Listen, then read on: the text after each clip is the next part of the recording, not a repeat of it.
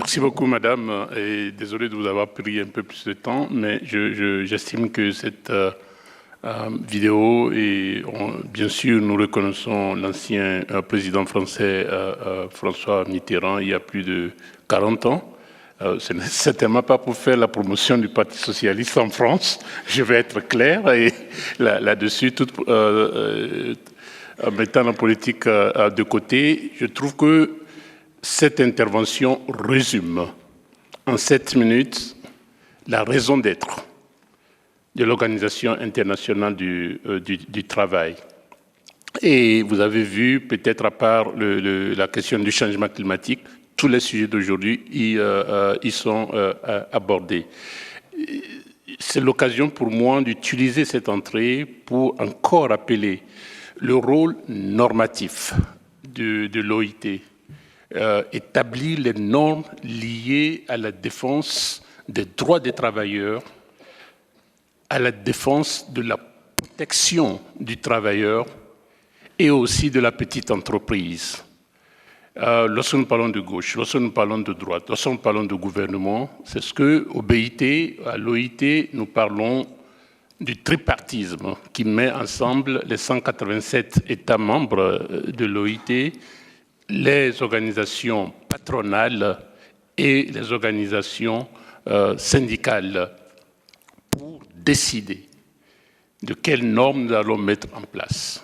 Et aujourd'hui, je me permets de vous le rappeler, nous avons ce que nous considérons fondamental, les 10 normes fondamentales que nous regroupons en 5 groupes et surtout en commençant par les conventions 87, les conventions internationales du travail 87 et 98 sur le droit de grève, le droit et la liberté syndicale, la liberté de s'organiser et la négociation collective, bien évidemment. C'est une question de défendre et de protéger l'enfance. Et nous avons vu, lorsque nous avons des 8-10 ans, et François Mitterrand parlait il y a 40 ans, il parlait du 19e siècle. Aujourd'hui, surtout depuis Covid, nous savons aussi qu'il y a eu encore une augmentation du travail des enfants, et lequel est intimement lié au degré de développement. Encore là, le lien, le nexus entre la production et le travail et les muscles. Et ce sont nos enfants qui paient le prix. Et donc, il nous faut non seulement combattre le travail des enfants, surtout la pire forme du travail des enfants dans des mines aujourd'hui que nous avons surtout dans les minéraux rares, dans les terres rares. En plus, lié à la question du travail des enfants, il est question pour nous de défendre, de lutter contre le travail forcé et surtout incluant les nouvelles formes du travail forcé, notamment la Convention 29 et 105.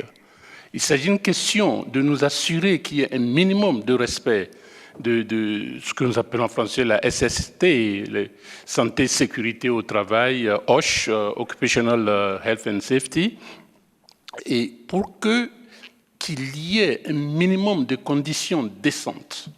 Il s'agit aussi de lutter contre la discrimination à travers la Convention 111 pour la discrimination sur le lieu du travail, la discrimination sur toutes ses formes. Et quand je parle de discrimination sur toutes ces formes, ça inclut aussi la question de l'égalité salariale pour le même travail accompli entre les deux genres, que ce soit femmes ou hommes, tel que nous les définissons aujourd'hui. Et donc, le BIT est aujourd'hui, et je remercie la directrice générale, durant son mot introductif, est revenue très clairement sur la nécessité du rôle que vous devez jouer, prendre la relève dans ce multilatéralisme. Et je suis sûr que Dorine, notre collègue de ITU, va revenir aussi sur cette nécessité-là dans le cadre de l'intelligence artificielle. Mais suffise que je dise qu'aujourd'hui, plus que jamais, le multilatéralisme, au moment où nous avons des replis sectaires, au moment où nous savons que plusieurs élections sont en train de virer à droite, et nous respectons le choix de l'électeur, mais en même temps, le contribuable aujourd'hui se pose des questions. Quelle est la valeur du multilatéralisme? Quelle est la valeur, la raison d'être des Nations Unies? C'est ce moment où est-ce que dans 5 ans, dans 10 ans, dans 20 ans, c'est vous qui allez prendre cette relève, non seulement pour défendre le multilatéralisme, parce que le multilatéralisme doit exister, parce qu'en réalité, on n'a pas le choix. Le multilatéralisme a ses faiblesses et nous avons la responsabilité de chercher à adresser ces faiblesses. Nous avons la responsabilité d'être plus efficaces et plus efficients.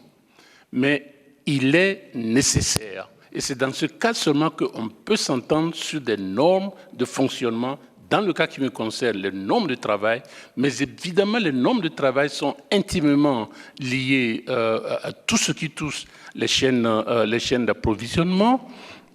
Madame la secrétaire générale, tout à l'heure, a fait référence à la question de la migration, de labor migration, et qui est un autre point urgent aujourd'hui, et nous savons que dans les mois à venir, cela va être aussi un point urgent.